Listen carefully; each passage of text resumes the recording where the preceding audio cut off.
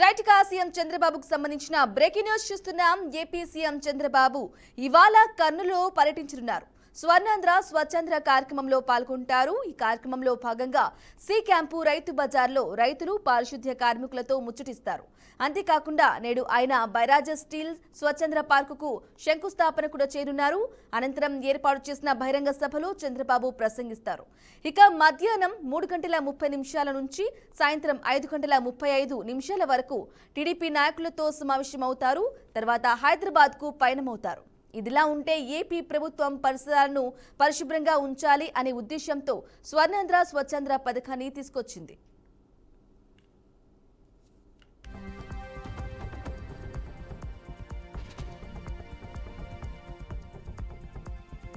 Right గా AP CM Chandrababu Kurnool పర్యటనకు సంబంధించిన తాజా అప్డేట్ అందించడానికి మా ప్రతినిధి బసవరాజు అందిస్తారు. బసవరాజు, బ్రహ్మణి, ఏదైతే రాష్ట్ర ముఖ్యమంత్రి నారా చంద్రబాబు నాయుడు కర్నూలు టూర్ ఈ రోజు రానున్నారు. ఏదైతే 10:40కి ఓరోకల్ ఎయిర్పోర్ట్ కు చేరుకుంటారు.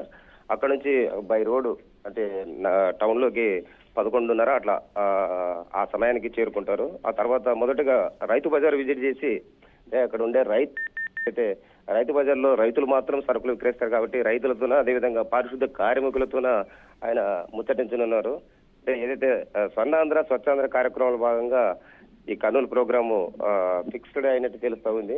మరి ఈ కార్యక్రమంలో రైతులతో మాట్లాడిన అనంతరం అంటే ఈ స్వర్ణాంధ్ర భాగంలో పారిశుద్ధ్యం కావచ్చు, లేకపోతే ఈ మరుగుదొడ్లు అవి కూడా పరిశీలించే అవకాశం ఉంది.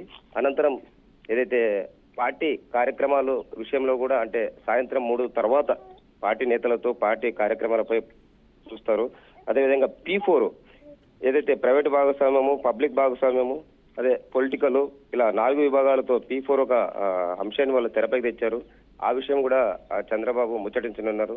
అదేవిధంగా నంద్యాల చెక్ పోస్ట్ వద్ద మధ్యాహ్నం ఏదైతే 2:30 సమయంలో ఆ చెక్ పోస్ట్ వద్ద జరిగే సభలో కొందరిని ఉద్దేశించి మాట్లాడే అవకాశం కూడా ఉంది. అదేవిధంగా కొంతమంది పారిశుద్ధ కార్మికులకు సన్మానం చేసే అవకాశం కూడా ఉంది. లేదా ఉత్తమ రైతు బజార్లో ఉన్న రైతులకు కూడా కొంత అభినందనలు తెలిపే అవకాశం ఉంది. అంటే ఓవరాల్ గా ఈవినింగ్ 5 వరకు కూడా ఫుల్ బిజీ షెడ్యూల్ తో చంద్రబాబు నాయుడు ఇక్కడే గడపనున్నారు.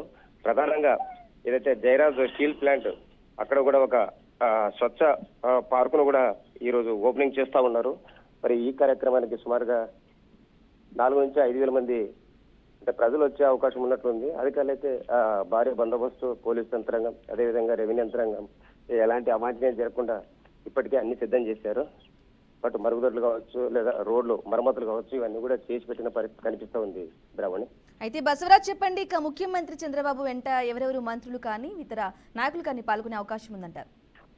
జిల్లాకు ఏదైతే ఉమ్మడి కర్నూలు జిల్లాకు సంబంధించి మంత్రి టీజీ భరత్ కావచ్చు, అదేవిధంగా బీసీ జనార్దన్ రెడ్డి, అదేవిధంగా ఎన్ఎండి ఫారూక్, అంటే ఎంటైర్ ఉమ్మడి కర్నూలు జిల్లాలో మంత్రులు, ఎమ్మెల్యేలు అందరూ కూడా ఈ కార్యక్రమంలో పాల్గొంటారు.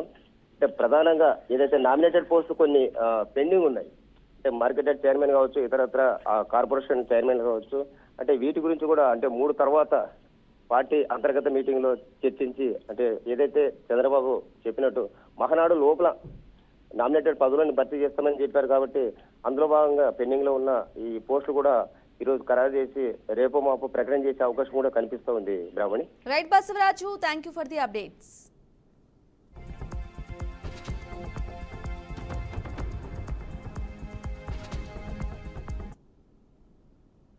రైట్ గా మరో బ్రేకింగ్ న్యూస్ చూస్తున్నాం. సరిహద్దుల్లో నిఘా సామర్థ్యాన్ని పెంచి దేశ భద్రతను పటిష్టం చేసే అత్యాధునిక రాడర్ ఇమేజింగ్ ఉపగ్రహం రీశాట్-1B ప్రయోగాన్ని ఇస్రో సర్వం సిద్ధం చేసింది. ఇక తిరుపతి జిల్లా శ్రీహరికోటలోని సతీష్ ధవన్ అంతరిక్ష కేంద్రం షార్ వేదికగా రేపు ఉదయం 5:59 PSLV C-61 రాకెట్ ద్వారా EOS-9 ఉపగ్రహాన్ని రోదసిలోకి పంపనుంది. ఈ ఉపగ్రహానికి సంబంధించిన కౌంట్ డౌన్ ఇప్పటికే ప్రారంభమైంది.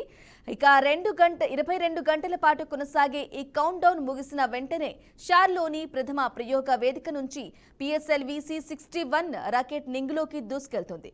4 దశల అనుసంధాన పనులు పూర్తి చేసుకున్న ప్రయోగ వేదిక పైననున్న PSLV C-61 రాకెట్ కు శాస్త్రవేత్తలు శుక్రవారం తుది పరీక్షలు నిర్వహించారు. ఇక పిఎస్ఎల్వి C-61 రాకెట్ నమూనాను ఇస్రో చైర్మన్ నారాయణన్ శ్రీవారి పాదాల వద్ద ఉంచి ప్రత్యేక పూజలు నిర్వహించారు. అలాగే సూలూరుపేటలోని చెంగలమ్మ పరమేశ్వరిని నారాయణన్ శాస్త్రవేత్తలతో కలిసి శుక్రవారం దర్శించుకున్నారు. ఇక పిఎస్ఎల్వి C-61 ప్రయోగం విజయవంతం కావాలని అమ్మవారికి పూజలు చేశారు.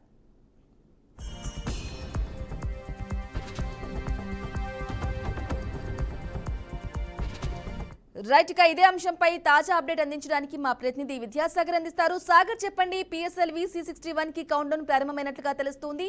అప్డేట్స్ ఏంటి?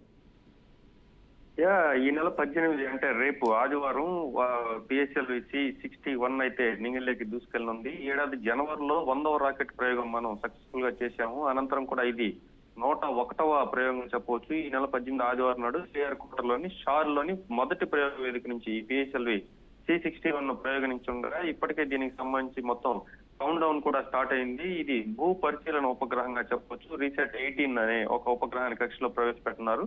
శనివారం ఉదయం అంటే ఈ రోజు ఉదయం 7:59 మిషన్ కౌంట్ డౌన్ ప్రారంభమైన తర్వాత నిరంతరంగా 22 గంటల పాటు ఈ కౌంట్ డౌన్ ప్రక్రియ అయితే కొనసాగిన తర్వాత రేపు ఉదయం అంటే ఆదివారం ఉదయం 5:59 ఈ రాకెట్ అయితే నింగిల్లోకి దూసుకెళ్లింది. ముఖ్యంగా ప్రయోగ ఏర్పాట్లను అయితే ఇప్పటికే ప్రయోగించడానికి ఇస్రో అధిపతి నారాయణన్ గురువారం సార్క్ చేరుకున్నారు. అనంతరం ఆయన తిరుమల వెళ్లారు. అలాగే ఈ రోజు చెంగాలమ్మ ఆలయం అంటే ఇదొక సాంప్రదాయంగా చెప్పొచ్చు. ఏదైనా ఉపగ్రహ ప్రయోగానికి ముందు సూలూరుపేటలోని చెంగాలమ్మ గుడికి వెళ్లి పూజలు చేపట్టడం అయితే ఒక ఆనవాయితీగా వస్తుంది. ఈ క్రమంలోనే ఆయన మీడియాతో కూడా మాట్లాడడం జరిగింది. ముఖ్యంగా ఈ పిఎస్ఎల్వి C-61 ఎంతో భారత్ కు సంబంధించి ఇది ఎంతో గొప్ప ప్రయోగంగా చెప్పవచ్చు. అలాగే చాలా ఛాలెంజింగ్ గా చెప్పవచ్చు. దీంట్లో ముఖ్యంగా చూసుకుంటే ఈ ఇస్రోకి ఎందుకు ప్రధానం అంటే 101వ ప్రయోగం అనేది ఒక సాధారణ విషయం అయితే ముఖ్యంగా దేశ సమగ్రతకు దేశ భద్రతకు ఈ ప్రయోగం చాలా ఉపయోగపడుతుంది. ఈ ప్రయోగం ద్వారా రీసాట్ 1B ఉపగ్రహం సన్ సింక్రోన్ పోలార్ ఆర్బిట్ అంటే దీన్ని ఆర్బిట్ లో ఉంచబడుతుంది. ఇది ప్రత్యేకమైన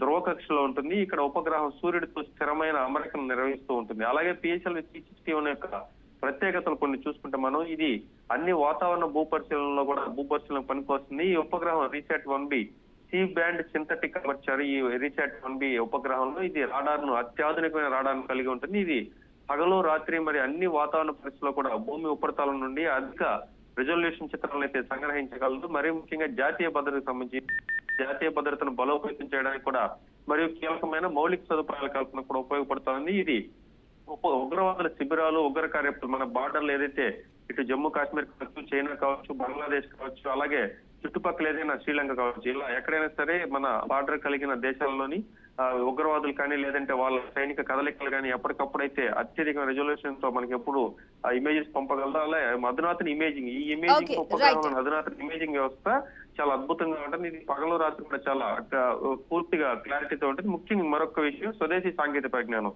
ఈ ప్రయోగం యొక్క స్వదేశీ సాంకేతిక పరిజ్ఞానం మొత్తం కూడా పిఎస్ఎల్వి C-61 లో మొత్తం భారతదేశానికి సంబంధించిన పరిజ్ఞానం ఇవ్వడారు. రీసాట్ 1B ఉపగ్రహం ద్వారా రీసాట్ ఇస్రో ద్వారా స్వదేశీ మొత్తం అభివృద్ధి చేసినారు కాబట్టి ఇది భారత్ కు ఒక ఛాలెంజింగ్ చెప్పవచ్చు. అలాగే ముఖ్యంగా భారత్ ఈ మధ్యనే రీసెంట్ గా పాకిస్తాన్ తో నెలకొన్న వివాదాలు మరి కొన్ని యుద్ధాల కారణంగా కొంత మనకి సొంత పరిజ్ఞానం అయితే చాలా ఖచ్చితత్వంతో కూడుకున్నదని చెప్పొచ్చు. Brahmani right Sagar, thank you for the updates. రటికా రోడ్ యాక్సిడెంట్ కి సంబంధించిన బ్రేకింగ్ న్యూస్ చూస్తున్నాం. కాకినాడ జిల్లా తునిలో ఘోర రోడ్డు ప్రమాదం చోటు చేసుకుంది. డిగ్రీ కాలేజీ వద్ద ఆగి ఉన్న లారీని కారు ఢీకొట్టినట్లు స్థానికులు తెలిపారు. ఈ ప్రమాదంలో కారులో ప్రయాణిస్తున్న 3 వ్యక్తులు మృతి చెందగా మరో 2కి తీవ్ర గాయాలయ్యాయి. సమాచారం అందుకున్న పోలీసులు ఘటనా స్థలానికి చేరుకుని మృతి చెందిన వారిని కాకినాడ జీజీహెచ్ కు తరలించారు. అనంతరం మృతి చెందిన వారు రాజమండ్రి అపోలో ఫార్మసీ ఉద్యోగులుగా గుర్తించి కేసు నమోదు చేశారు.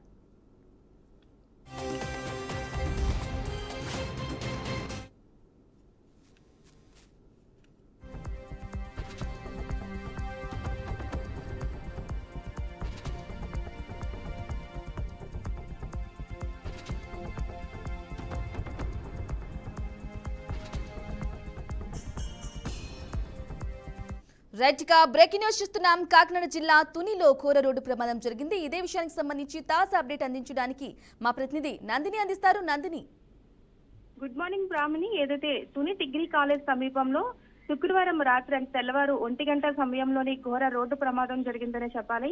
ఈ ప్రమాదంలో అక్కడికక్కడే 3 మృతి చెందారు. అయితే వీళ్ళంతా కూడా రాజమండ్రి అపోలో ఫార్మసీకి చెందిన వారు. వీరంతా కూడా అక్కడ ఉద్యోగం చేస్తున్నారు. అయితే నిన్న విశాఖలో జరిగిన ఒక మీటింగ్ అయితే వీరంతా హాజరయ్యారు. తిరిగి మీటింగ్ ముగించుకొని తిరిగి వస్తుండగా 1 గంట ప్రాంతంలో ఏదైతే ఈ డిగ్రీ కాలేజ్ సమీపంలో ఆగి ఉన్న లారీని వీరు నిద్రమత్తులో ఉండడంతో బలంగా ఢీకొట్టారు. ఈ ఘటనలో 3 మృతి చెందగా మిగతా వారిని కాకినాడ అపోలో హాస్పిటల్లో ట్రీట్మెంట్ కోసం అయితే తరలించినట్టుగా తెలుస్తుంది. ఘటనా స్థలానికి అయితే తుని పోలీసులు చేరుకొని పూర్తి స్థాయిలో అక్కడ దర్యాప్తు అయితే చేపడుతున్నారు. అయితే ఇది విషాదకరమైన ఘటన అనే చెప్పాలి. ఎందుకంటే వీరంతా కూడా అక్కడ విద్యార్థులు అపోలో ఫార్మసీలో ఉద్యోగం చేసుకుంటూ మీటింగ్ కి వెళ్లి తిరిగి వస్తుండగా ఈ ప్రమాదం జరగడం ఘోరం. అయితే దీనికి సంబంధించి మంత్రులు కూడా స్పందించారు. వారు దిగ్భ్రాంతిని కూడా వ్యక్తం చేశారు. Brahmani. Right Nandini, thank you for the updates.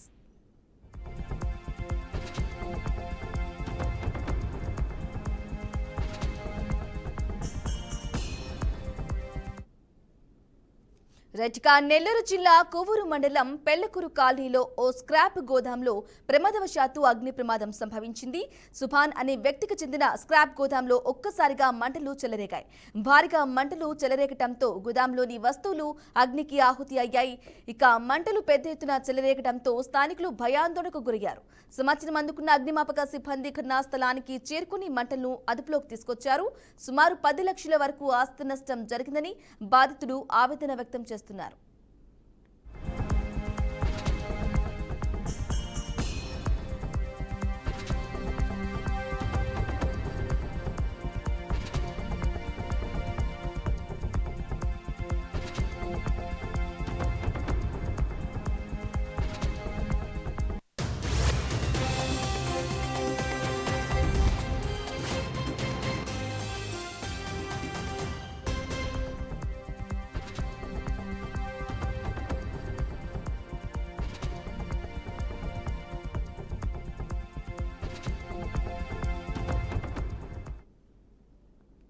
రైట్గా Hyderabad మాదాపూర్లోని Rayadurgam metro station వద్ద ఓ కారులో ఒక్కసారిగా మంటలు చెలరేగాయి.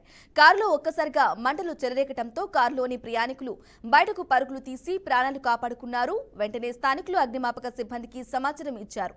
సంఘటనా స్థలానికి చేరుకున్న అగ్నిమాపక సిబ్బంది మంటలను అదుపు చేశారు. ఈ మేరకు కేసు నమోదు చేసుకుని దర్యాప్తు చేస్తున్నట్లు పోలీసులు వెల్లడించారు.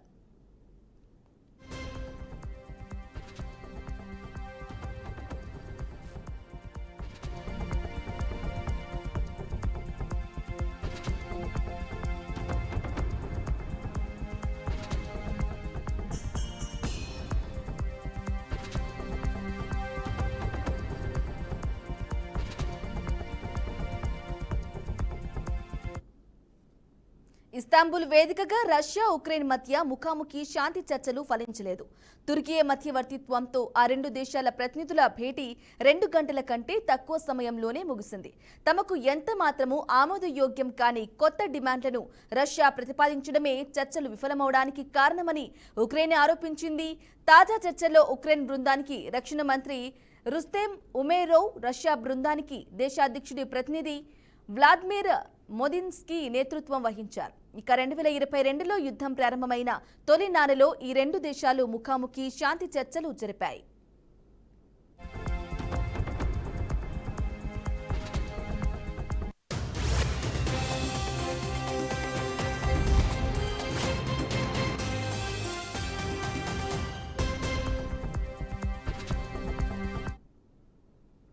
రైట్గా భారత్ పాక్ మధ్య యుద్ధం కారణంగా వారం వాయిదా పడ్డ ఐపీఎల్ 2025 ఇవాల్టి నుంచి పునఃప్రారంభం కానుంది.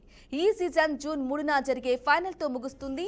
యుద్ధం కారణంగా మత్కిలో వెళ్లిపోయిన విదేశీ ఆటగాళ్లు ఎవరు తిరిగి రాకపోవడంతో తిరిగి రాని విదేశీ క్రికెటర్లకు ప్రత్యామ్నాయ ఆటగాళ్ల ఎంపికకు ఐపీఎల్ బోర్డు అనుమతిచ్చింది. ఇక ఇవాళ బెంగళూరు వర్సెస్ కోల్కతా మ్యాచ్ బెంగళూరు వేదికగా రాత్రి 7:30 జరగనుంది.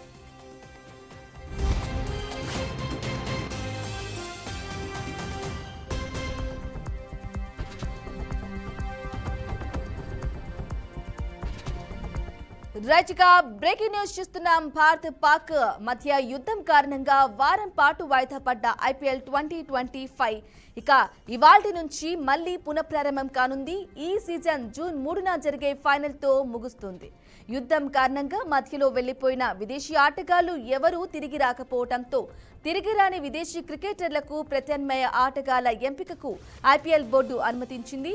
ఇవాళ బెంగళూరు వర్సెస్ కోల్కతా మ్యాచ్ బెంగళూరు వేదికగా రాత్రి 7:30 జరగనుంది.